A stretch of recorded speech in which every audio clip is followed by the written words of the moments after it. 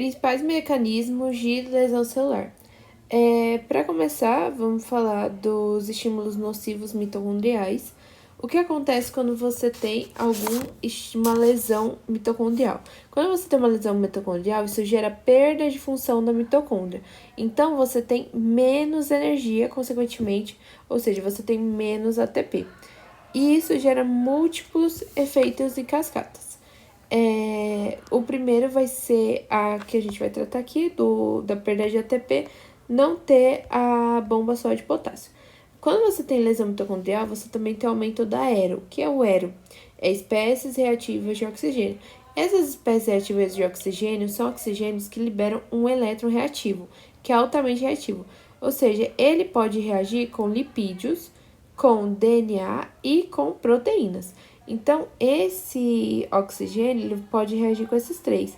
E o que acontece? Isso gera múltiplas lesões, porque ele tem uma alta capacidade de se ligar com essas biomoléculas.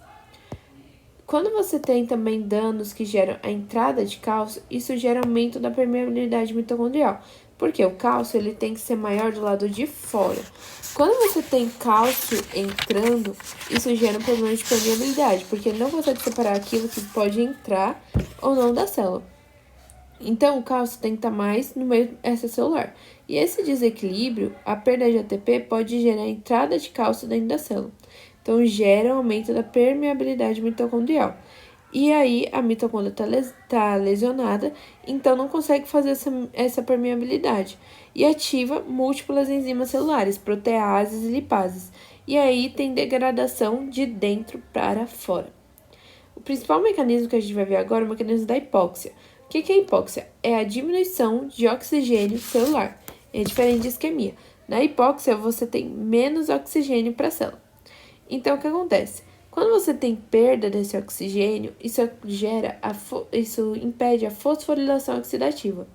Quando você tem menos fosforilação oxidativa, você não tem produção de ATP. Então, você não vai ter esse ATP. Então, sem energia, o que acontece? Você não consegue ter a bomba só de potássio. Que é essa bomba? Ela gera 3 moléculas de sódio para 2 de potássio intercelular. Então, esse sódio vai acabar entrando na célula. Quando esse sódio entra na célula, ele entra e leva com ele água e cálcio. Então, ele entra levando com ele água e cálcio. O que acontece com o cálcio? Ele ativa proteases. E o que acontece com a água? Ela gera tumefação. Então, aqui, ó, essa célula vai ficar maior. Então, a tumefação do retículo endoplasmático, tumefação celular, perda das microvilosidades e bolhas. Então, essas são as alterações que a gente conta quando você tem o influxo de cálcio, água e sódio e o efluxo de potássio. E na tentativa de compensação, tá aqui, a produção de ATP, você tem a glicólise anaeróbica. Só que qual o problema da glicólise anaeróbica? Você tem que ter glicogênio. Então, acaba tendo ácido lático e também tendo desnaturação proteica. Então, esse é o principal mecanismo de lesão celular. Então, a isquemia, você tem a diminuição do fluxo sanguíneo. E isso gera a hipóxia. Agora, dos radicais livres, O que acontece com esses radicais? O que a gente falou sobre o hero.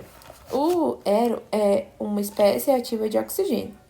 Essa espécie reativa de oxigênio, eles são radicais livres, que são espécies químicas que possuem um único elétron não pareado em órbita externa. Então, o que acontece?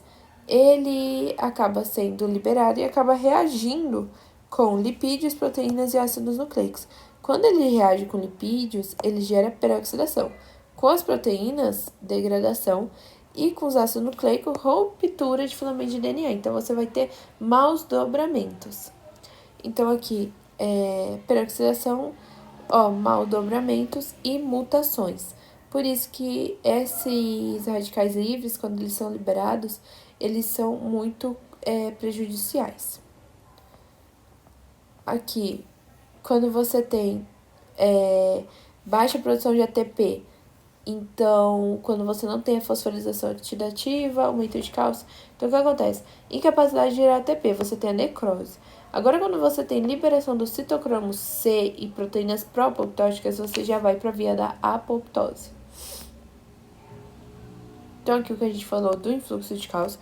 Quando entra cálcio para dentro da célula, da liberação do cálcio, você tem a ativação de proteases, que vai ser a fosfolipase, protease, endonuclease e a tepase. Elas acabam tendo ação celular. Deixa eu ver.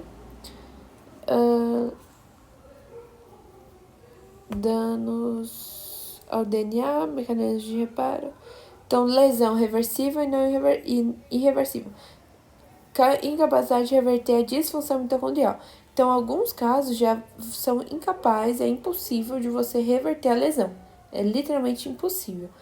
E nesses casos é sempre o de necrose. Você não consegue reverter uma necrose. Então, resumindo, integridade da célula, você tem agente tóxico, privação de oxigênio, vírus, fungos, bactérias e radicais livres. Todos eles são agressores.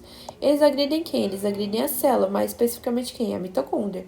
Quando eles agridem a mitocôndria, isso o quê? Diminui a fosforilação oxidativa, que é a via aeróbica de produzir ATP. Quando você não tem produção de ATP, você tem perda da permeabilidade seletiva da membrana.